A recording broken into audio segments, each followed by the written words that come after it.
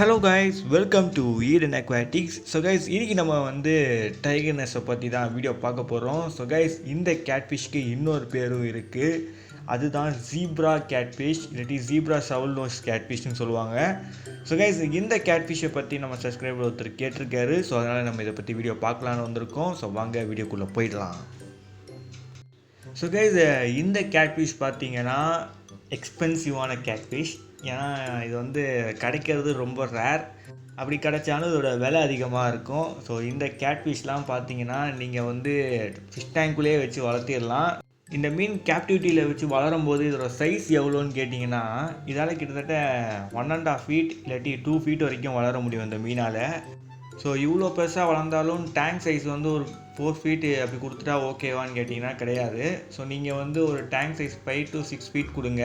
ஏன்னா நல்லா swimming face இந்த கேட்ஃபிஷ் எதிர்பார்க்கும். அதனால தான்.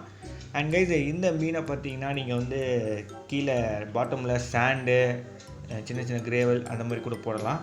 ஸோ அதுக்கப்புறம் கொஞ்சம் ஹைடிங் ஸ்பேஸ் வைக்கிற மாதிரி இருக்கும். ஸோ ட்ரிப்ரூட்டில் ஹைடிங் ஸ்பேஸ் இல்லாட்டி ராக்ஸில் அது மாதிரி வச்சிங்கன்னா நல்லாயிருக்கும். ஸோ கேட்ஃபிஷ்லாம் பார்த்தீங்கன்னா கொஞ்சம் ஹைடிங் ஸ்பேஸ் விரும்பும். அண்ட் கைஸ், இந்த மீன்லாம் பார்த்தீங்கன்னா அமேசான் காட்டில் கொஞ்சம் வாட்டர் ஃப்ளோ அதிகமாக இருக்க இடத்துல இருந்து வரக்கூடிய மீனால் நீங்கள் கொஞ்சம் வாட்டர் ஃப்ளோ செட் பண்ணால் நல்லாயிருக்கும்.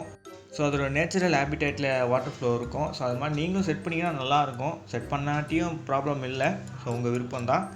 அண்ட் கைஸ், இந்த மீனுக்கு ஃபீடிங்னு பார்த்துக்கிட்டிங்கனாலே நீங்கள் லைவ் ஃபீட் கொடுக்கலாம், ஃப்ரோசன் ஃபுட் கொடுக்கலாம். ஸோ பெல்லட்ஸ் பார்த்தீங்கன்னா எடுக்குமா எடுக்காதான்றது எனக்கு தெரியாது. அண்ட் கைஸ், இந்த மீன் பார்த்தீங்கன்னா லிட்டில் பிட் அக்ரெசிவ் இருக்குதுன்னு சொல்கிறாங்க. அதுக்கப்புறம் பார்த்தீங்கன்னா இதோட வாய்ஸ் சைஸ்க்குள்ளே போகிற மாதிரி மீனில் ஆட் பண்ணாதீங்க. ஸோ அதை சாப்பிட்ரும் இந்த மீன். ஸோ இந்த மீனோட பாடி லென்த்து கட் பண்ணுங்கள். ஸோ கைஸ், இதில் ஜெண்டர் ஐடென்டிஃபிகேஷன் எனக்கு தெரியாது. ஸோ வாங்க, இந்த மீனை நீங்கள் வளர்க்கணும்னு நினச்சிங்கன்னா உங்களுக்கு வாட்டர் பேராமீட்டர் தெரிஞ்சிருக்கணும். ஸோ முதல்ல pH லெவல் பார்த்தீங்கன்னா 6.5 இருந்து 7.5 மெயின்டைன் பண்ணுங்கள். அண்ட் வாட்டரோட டெம்பரேச்சர் 23 செல்சியஸில் இருந்து 28 செல்சியஸ்க்குள்ளே மெயின்டைன் பண்ணுங்கள். And TDS level my opinion தான் 100 to 300 ppmக்குள்ளே மெயின்டைன் பண்ணுங்கள். நிறைய பேர் பார்த்தீங்கன்னா இந்த மீனை போர்வெல் வாட்டரில் வைக்கிறீங்க. ஸோ போர்வெல் வாட்டரை அவாய்ட் பண்ணிவிடுங்க. டேப் வாட்டர் யூஸ் பண்ணுறா கூட ஆன்டி குளோரின் போட்டு இல்லாட்டி குளோரினேட் ரிமூவ் பண்ணி அதை யூஸ் பண்ணுங்கள் டேப் வாட்டரை.